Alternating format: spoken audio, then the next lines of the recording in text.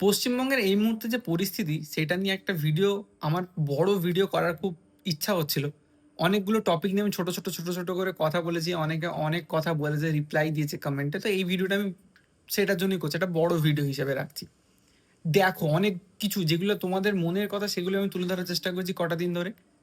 এই ভিডিওতে তোমাদের মনের কথাগুলোই আমি বলব। তো ১ম কথা হচ্ছে যে কেন বিজেপিকে কেন আমরা চুজ করলাম? অনেকে বলছে যে বিজেপিকে চুজ করাটা ঠিক হয়নি। ভাই আমার তাদেরকে একটাই প্রশ্ন যে ঠিক আছে বিজেপিকে চুজ করা ঠিক হয়নি। বিজেপি খারাপ, আমি মেনে নিচ্ছি। আমি চুজ কাকে করতাম? কাউকে না কাউকে তো দিতে হবে। কেউ না কেউ তো রুল করবে। টিএমসি তো আর জায়গায় ছিল না। মানে টিএমসিকে আমি যদি ২০ বছর রাখতে যেতাম তাহলে হয়তো হিন্দুদের পশ্চিমবঙ্গে থাকা চাপ হয়ে যেত। ইভেন হয়তো পশ্চিমবঙ্গ আর ভারতের পার্টও থাকতো না। ভেঙে ফেলতো এরা। এরা বাংলাদেশের সাথে জুড়ে ফেলতো। তো সেরকম সিচুয়েশন হয়ে গেছিল। আর সিপিআইএম এর এই সময় সিদ্ধারা স্ট্রং নেই। ওরা ভেঙে গেছে। ওদের অবস্থা খুব খারাপ। কার হাতে দিতাম? বিজেপি ছাড়া কোনো অপশন ছিল না। হ্যাঁ, আমি আমি বারবার বলেছি যে আমার সেন্ট্রাল বিজেপির উপর যে রেসপেক্ট আছে যেই রেসপেক্ট তারা অর্জন করেছে এই অপারেশন সিন্দুর বলো বা আরো যেসব মুভমেন্ট গুলো করেছে, উরি এইসব যে মুভমেন্ট গুলো করেছে যেখানে আমাদের দেশকে সুরক্ষা দিয়েছে, সেইগুলোর জন্য ভাই অ্যাবসলিউট প্রচুর রেসপেক্ট। কিন্তু রাজ্য বিজেপির উপর আমার কিন্তু সেই রেসপেক্টটা কখনোই ছিল না। তো এরপরের মুদ্রাটা আমি আসবো যে মুখ্যমন্ত্রী। যেমন আমি এই জন্যই বলছি রাজ্য বিজেপি, যে রাজ্য বিজেপির এখন সবথেকে বড় নেতাকে শুভেন্দু অধিকারী। শুভেন্দু অধিকারী একটা টাইমে টিএমসিকেও বানিয়েছিল। সেই বিজেপি আজকে বানালো পাল্টিকে। তো সেইটার উপর নির্ভর করে অনেক মানুষ আছে যারা কিন্তু শুভেন্দু অধিকারীকে মানে না। মানে নিতে পারবে না। অ্যাজ এ মুখ্যমন্ত্রী নিতে পারবে না। ঠিক তেমনই আমারও কিন্তু যে এই লিডারশিপের যে স্ট্রাকচারটা এদেরকে খুব একটা পছন্দ। হ্যাঁ, শ্রমিক Bhattacharya I know that person is good. ওই মানুষটাকে আমার পছন্দ। মানে ওই মানুষ যদি মুখ্যমন্ত্রী হয় আমি খুব খুশি হব। বাট এছাড়া আর আমি কাউকে দেখছি না। ঠিক আছে?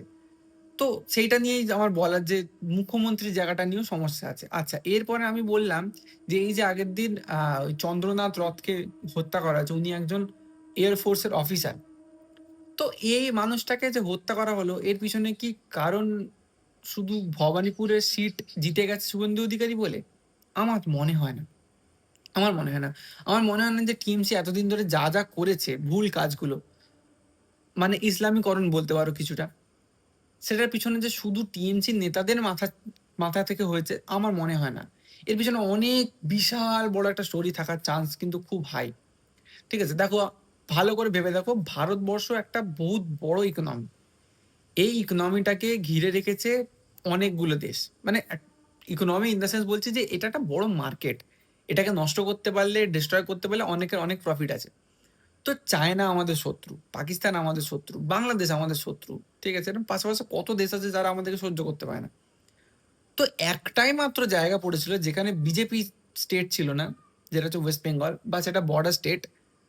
সেখান দিয়ে কিন্তু একমাত্র পথ বাকি ছিল যেখান দিয়ে টেররিস্টরা ঢুকতে পারতো পশ্চিমবঙ্গে। সেই পথটা বন্ধ হয়ে যাওয়ার দিকে।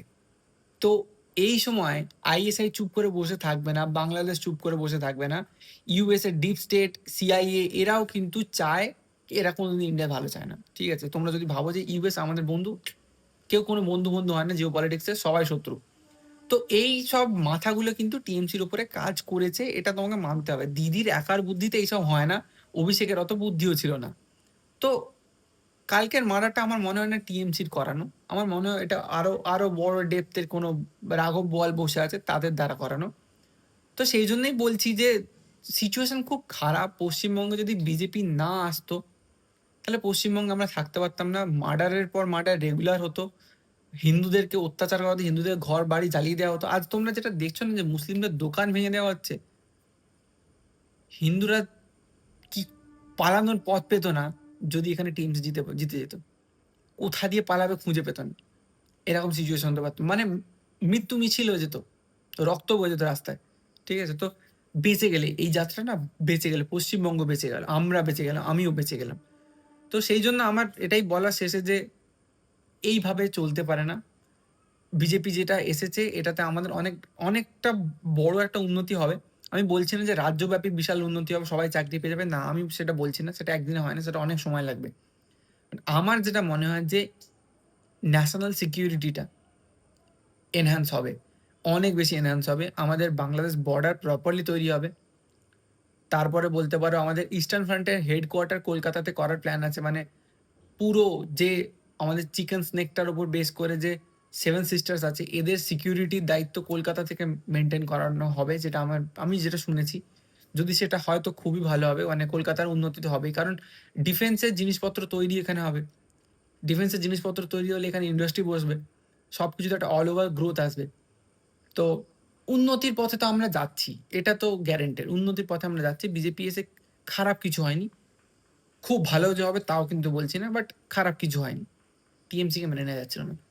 আর এই কথাগুলো বলার পরে শেষে আমি এটা অ্যাড করতে চাই, এই কথাগুলো বলার পরে যে যেখানে পাকিস্তান লিঙ্ক থাকতে পারে, পাকিস্তান আমাদের উপরে অ্যাটাক করার চান্স আছে, সেইটা শুনে কিছু মুসলিম ভাইদের, হিন্দুস্তানি মুসলিম ভাই, মানে যারা ভারতীয়, তাদের কষ্ট হচ্ছে খুব। তারা আমাকে বলছে, ভাই তুই চুপ কর, তুই একটু বেশি বকছিস, এত ফালতু কেন? ফালতু বকছি আমি? এটা ফালতু বকছি? পরিষ্কার দেখতে পাওয়া যাচ্ছে যে টিএমসি টেররিজমকে এড করতো, ফিড করতো, টেররিজমকে খাওয়াতো, আর আমি ফালতু বকছি? আমি মুসলিমদেরকে শুরু থেকেই ব্যাক করে যাচ্ছি যে কোনো হিন্দুস্তানি মুসলিম কখনো বাংলাদেশে ডিপোর্ট হবে না, তাদের বাড়ি এখানে, তাদের অধিকার আছে এখানে, তার থাকবে। ভাই শেষমেশ কিন্তু তার প্রপার ফলাফল আমি পাইনি। মানে মানুষজন আছে কিছু, কিছু না অনেকেই আছে যারা খুব ভালো মানুষ মুসলিম, কিন্তু কিছু ক্যাটাগরি আছে মুসলিমদের মধ্যে যারা, ভাই কিছু বলার নেই, স্পিচলেস তাদের জন্য। দ্যাটস ইট, এটাই বলা ছিল।